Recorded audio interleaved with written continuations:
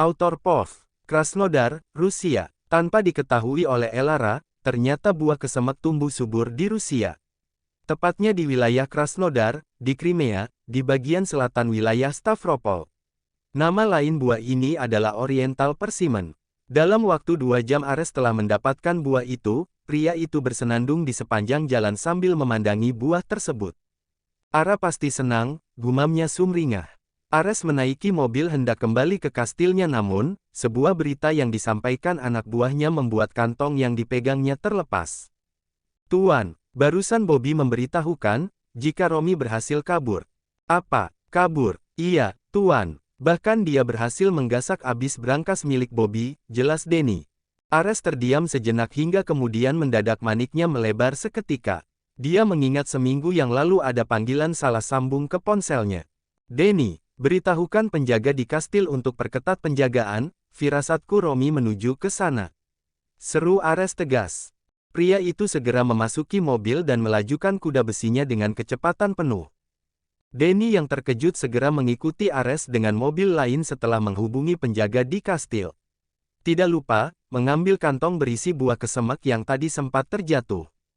Kuharap tidak akan terjadi sesuatu yang buruk hari ini, monolog Denny pesimis. Elara POV, Kastil Ares. Sementara Ares sibuk mencari buah yang aku minta, aku memanfaatkannya dengan berkeliling mengitari kastil. Aku ditemani Mona yang mengekoriku sedari tadi. Aku mengedarkan pandangan, berusaha mencari penampakan sebuah landasan heli. Tapi sejauh mata memandang aku hanya mendapatkan hutan pinus mengelilingi kastil. Dari mana Ares mendapatkan kastil ini? Tidak mungkin kan dia membangunnya, kastil ini terlihat lebih tua dari usia dirinya. Selama kami bersama, Ares tidak pernah ke Rusia. Dan kenapa pula membangunnya di tengah hutan, benar-benar aneh. Batinku. Aku menatap Mona yang mendadak gugup. Apa aku mengorek informasi darinya saja? Mona, ya, Nyonya, aku ingin menanyakan sesuatu, aku harap kau menjawabnya dengan jujur, mengingat semua kesalahan yang telah kau lakukan padaku, ucapku tegas mengintimidasi. Wajah Mona pias, dia menunduk takut sambil membungkuk berulang kali. Maafkan saya Nyonya, saya benar-benar minta maaf, ampun Nyonya. Aku mendekatinya dan menyentuh bahunya dengan lembut. Aku akan memaafkanmu, asal kau mau menjawab pertanyaanku, bagaimana? Mona mengangguk mantap dengan wajah memerah menahan tangis. Bagus, aku menepuk bahunya. Beritahu aku, di mana letak landasan heli? Entah mengapa aku sangat yakin jika Charles menjemputku melalui jalur udara. Nyonya, Mona mendongakkan kepala dengan panik. Aku menggenggam tangan Mona yang terasa dingin. Tolong, aku benar-benar membutuhkan bantuanmu saat ini. Mohonku. Mona diam, sepertinya dia sedang mengalami perang batin sambil sesekali menatapku. Aku tidak tinggal diam, aku berusaha terus membujuknya. Kau cukup mengantarku hingga pintu keluar, lalu memberitahuku ke arah mana tempat landasan itu, Mona, aku akan sangat berterima kasih padamu. Karena ini menyangkut hidupku dan anak yang sedang kukandung, aku mengusap perutku. Mona masih membisu, aku menatapnya penuh harap. Gadis itu tidak bergeming, aku menghela nafas lelah. Baiklah, jika kau tidak bisa, mari ikut saya Nyonya. Apa? Mona mengangguk dan kembali berjalan mendahuluiku. Aku tersenyum haru dan mengikutinya dari belakang. Autor POV, Kaki Gunung Elbrus. Romy berjalan dengan peluh keringat, sudah hampir seharian dia berjalan di kaki Gunung Elbrus.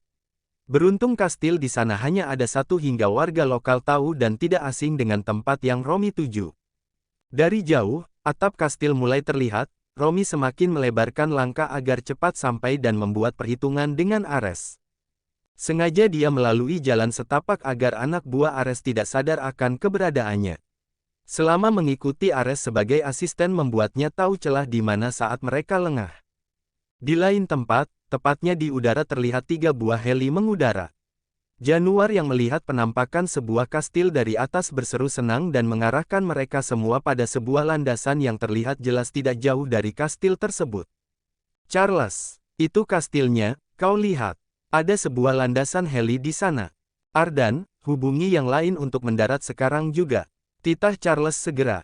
Baik, Tuan, sahut Ardan. Januar tampak mengeluarkan senjata api, Charles tersentak. Mau apa kau? Aku tahu Ares seperti apa, Tidak mungkin kita disambut ramah saat mendarat nanti, ucapnya sambil mengecek peluru pada pistolnya. Kupikir, cukup bodyguard yang menggunakannya, sahut Charles tenang. Januar berdecih. Bodyguard kadang kurang peka, sebaiknya kau berjaga-jaga. Pria itu menyodorkan pistol tersebut pada Charles. Ambillah. Charles tampak ragu, namun saat melihat heli yang akan mendarat, tangannya pun terulur untuk menggapai senjata itu. Elara Pov. Aku menodongkan pisau pada leherku saat mencapai pintu utama kastil, para bodyguard panik namun tidak sepanik Mona. Nyonya, tolong turunkan pisau itu, gadis itu memelas. Bodyguard tampak ingin mendekatiku namun, aku merapatkan pisau itu hingga tergores di kulit leherku. Rasa perih seolah tidak aku rasakan, aku hanya ingin keluar dari sini. Buka pintunya, dan suruh yang lain menjauh dari landasan. Jika tidak, aku akan menggorok leherku di depan kalian. Ancamku membuat Mona makin histeris. Jangan Nyonya, Tuan pasti akan membunuh kami jika Nyonya terluka. Gadis itu menggeleng berusaha menahan tindakanku lalu menoleh dengan mata melotot pada para bodyguard. Kau dengar apa kata Nyonya? Cepat buka pintunya, suruh yang lain meninggalkan landasan. Suaranya melengking membuat yang mendengarnya ikut panik. Tetapi, kau mau dibunuh oleh Tuan Ares karena Nyonya terluka. Itu, cepat, bentak Mona. Baik, sang bodyguard pun membuka pintunya. Aku berjalan sambil terus menempelkan belati pada leherku, aku berbisik pada Mona yang menemaniku hingga ambang pintu. Terima kasih, ucapku sambil tersenyum sebelum aku berlari dengan cepat menuju landasan. Mona mengangguk samar dengan senyum tipis. Hati-hati, Nyonya, suaranya pelan namun, aku masih mendengarnya. Suara baling-baling itu terdengar jelas, aku semakin melebarkan langkahku. Jantungku berdetak kencang, tidak pernah aku seperti ini sebelumnya. Merasakan rindu yang siap meledak, di balik pohon pinus yang aku lewati aku mendambakan sosok itu. Sosok yang hampir 1 bulan mengisi mimpi-mimpiku di kala malam. Sudut mataku berair, menitikkan air yang berderai deras. Punggungnya terlihat, saat wajah itu menoleh aku langsung berseru memanggil namanya. Charles. Pria itu melebarkan mata, ekspresi yang terkesiap dan berganti senyuman penuh kelegaan menambah tampan parasnya. Suaranya entah mengapa terdengar merdu di telinga saat namaku disebutkan, Elara Pov. Aku berlari mengikis antara kami, menghambur memeluk pria yang sangat aku cintai. Derai air mataku menyeruak semakin deras, aku mengeratkan tubuh pada Charles yang juga mendekapku. Ya Tuhan, Ara, aku sangat merindukanmu, bisiknya bagai alunan syahdu yang menenangkan hati. Aku mengangguk dan menenggelamkan wajah pada dadanya, menghirup parfumnya yang menjadi aroma favoritku belakangan ini. Aku juga, aku terus menunggumu hingga dadaku sesak, ucapku lirih dengan tubuh bergetar. Charles mengusap rambutku lembut dan mengecup dalam sambil memejamkan mata, meresapi perasaan rindu yang akhirnya tersampaikan. Maaf membuatmu menunggu lama, aku sudah di sini untuk menjemputmu pulang, Mama. Aku menengadahkan pandangan, memandang wajah pelipur laraku. Suami mudaku, pria yang selalu ada saat aku terpuruk. Charles menangkupkan kedua tangannya pada pipiku dan mendekatkan wajahnya, aku merasakan kelembutan saat bibir kamu saling bertemu. Aku meremas jas Armaninya karena ikut terhanyut olehnya. Tidak ada nafsu di sana, hanya sebuah perasaan cinta teramat sangat yang menyelimuti relung jiwa. Kami bersitatap setelah kecupan manis itu berakhir, saling tersenyum dengan dahi yang masih menempel.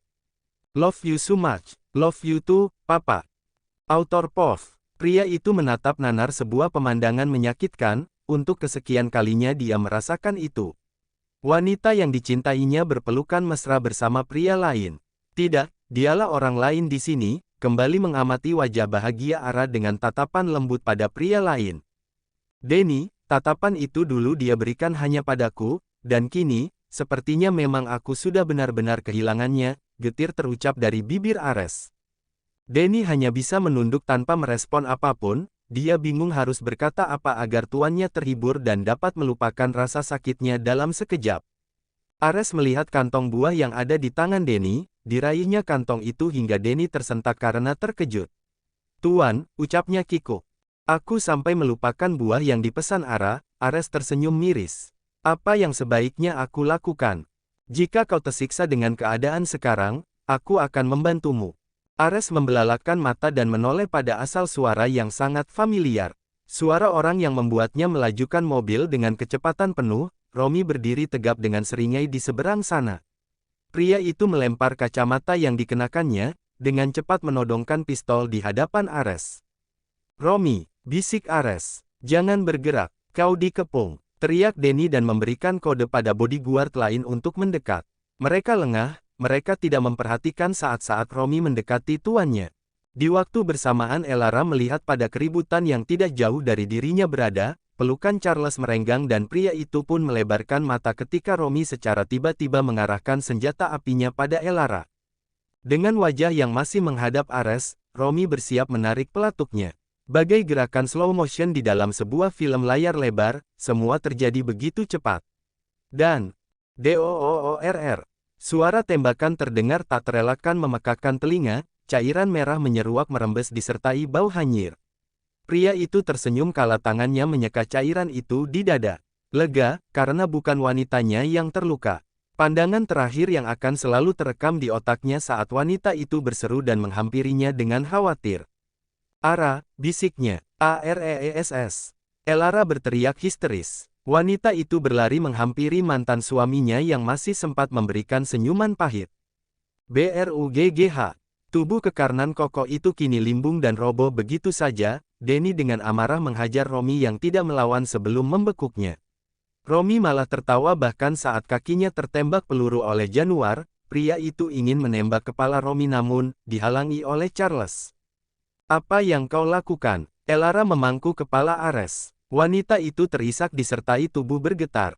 Ares memandang wajah mantan istrinya yang berurai air mata, ternyata hingga akhir dia hanya bisa membuat Elara menangis. "Jangan menangis," diusapnya air yang membasahi pipi Elara.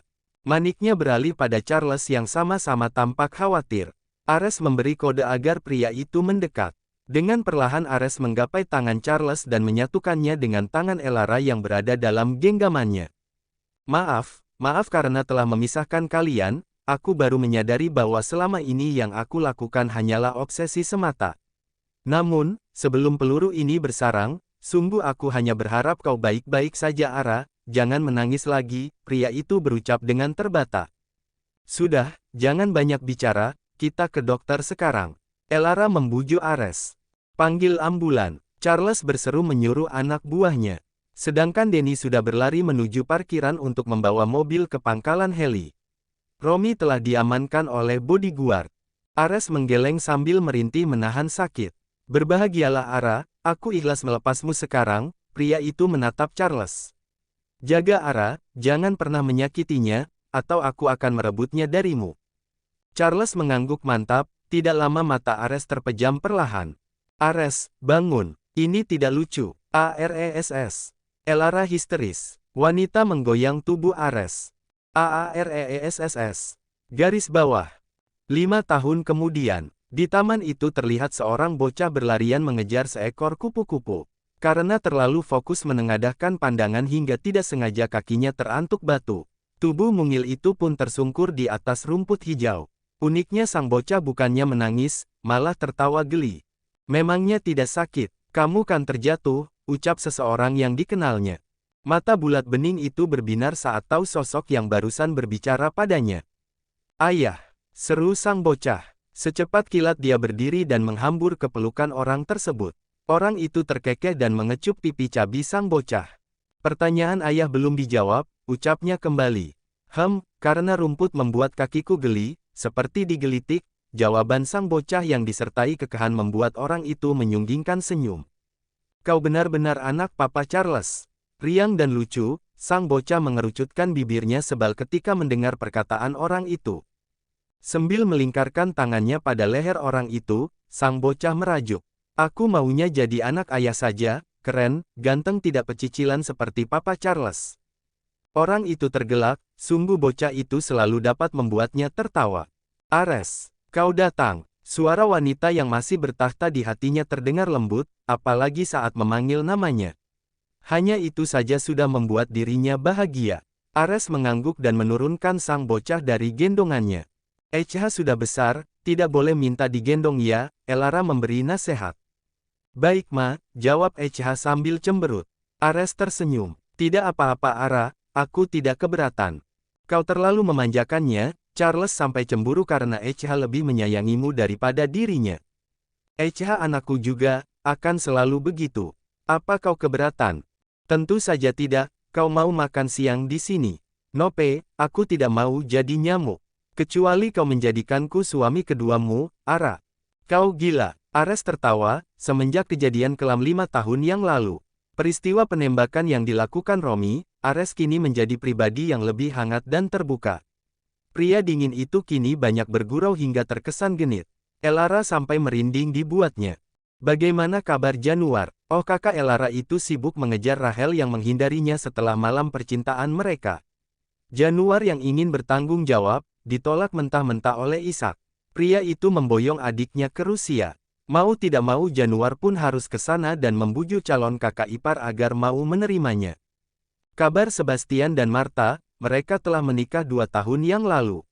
Meski begitu, gadis itu masih tetap bekerja sebagai pelayan Elara. Martha menolak saat diberhentikan, dia pun membujuk Sebastian agar diizinkan untuk tetap mengabdi pada Elara. Sampai saat ini mereka berdua belum dikaruniai seorang anak. Ardan dan Denny, masih jombloan yang sibuk didaftarkan kencan buta oleh para majikannya. Ares dan Charles menyayangkan kenyataan pahit, bahwa asisten mereka akan menjadi perjaka tua tahun ini. Kabar Romi, tentu saja di penjara. Ares memastikan agar orang itu tidak akan pernah bisa keluar dari jeruji besi seumur hidupnya. Dan untuk Sophie, wanita itu menjadi simpanan Bobby hingga kini. Sophie tidak pernah dinikahi secara resmi, dan seolah sengaja ingin menyiksa Sophie. Bobby selalu membawa wanita lain ke rumahnya. Dunia Sophie saat ini bagai neraka, berulang kali ingin bunuh diri namun selalu digagalkan oleh Bobby. Di mana Hades? Tanya Elara. Entah mengapa, sejak itu pula sikap Ares berbeda pada anak itu. Ares langsung berubah dingin jika nama anak angkatnya disebut. Seperti biasa, dia di rumah dengan gadgetnya. Kau terlalu keras dan kaku padanya, berbeda dengan ECH, ada apa Ares? Dia anak laki-laki, sudah sepantasnya dididik keras sejak dini, jawabnya acuh. Elara menghela nafas. Ajak Hades main ke sini, ECH sering menanyakannya, tawar Elara. Mendengar nama Hades disebut, ECH langsung memberondong pertanyaan pada Ares. Di mana Kak Hades, ayah? Aku ingin main bersamanya, bocah itu menoleh ke sana kemari. Ares terdiam dan memandang ECH yang sibuk mengunyah kue. Besok, ayah ke sini lagi bersamanya, pria itu tersenyum kaku dan mengusap rambut ECH. Yeay, asik. ECH bersorak membuat yang melihatnya terkekeh geli. Waktu makan siang tiba, Charles pun pulang untuk lunch bersama. Nyatanya kedua pria yang dulu berseteru kini menjadi akur dan sulit untuk berpisah jika sudah bertemu. Berbagai macam topik menjadi bahan perbincangan mereka, tak jarang Elara merasa tersisihkan jika sudah begini. Dasar pria, Chloe sudah merumpi tidak kalah lama dengan ibu-ibu RT, gerutunya. Elara memilih mengajak ECH membuat kue untuk dibawa Ares pulang nanti, kue itu untuk Hades, agar anak itu merasa diperhatikan meski mereka berjauhan.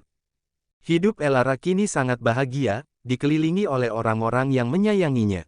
Perubahan Ares yang lebih baik merupakan anugerah yang disyukurinya hingga saat ini. Wanita itu merasa jika janji yang diembannya dulu telah terlunasi.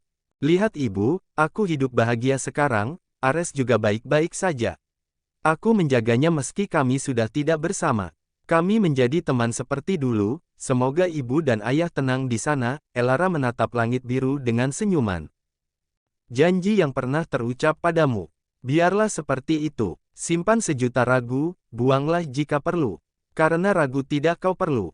Sebab janjiku janji pandu, pandu yang akan memandumu dalam impianmu, meski terkadang terseok bahkan terlatih dan sedikit kaku, serta kadang terbata jua gagu.